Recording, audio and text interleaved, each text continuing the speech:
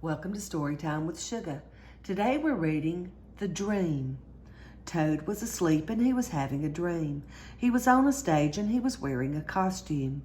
Toad looked out into the dark. Frog was sitting in the theater.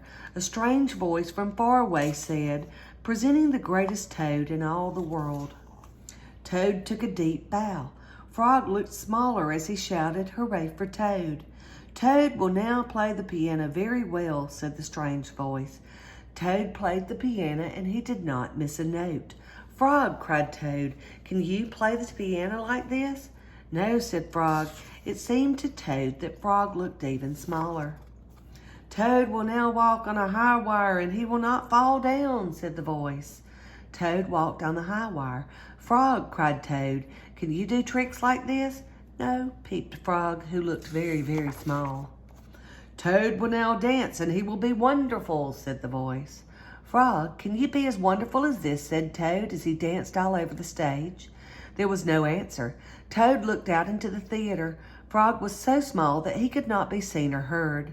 "Frog," said Toad, "where are you?" There was still no answer. "Frog, what have I done?" cried Toad. Then the voice said, "The greatest Toad will now—" "Shut up!" screamed Toad. "Frog, Frog, where have you gone?" Toad was spinning in the dark. "Come back, Frog," he shouted. "I will be lonely."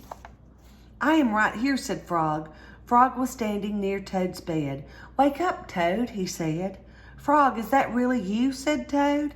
"Of course it is me," said Frog. "And are you your own right size?" asked Toad. "Yes, I think so," said Frog. Toad looked at the sunshine coming through the window. "Frog," he said, "I am so glad that you came over." "I always do," said Frog.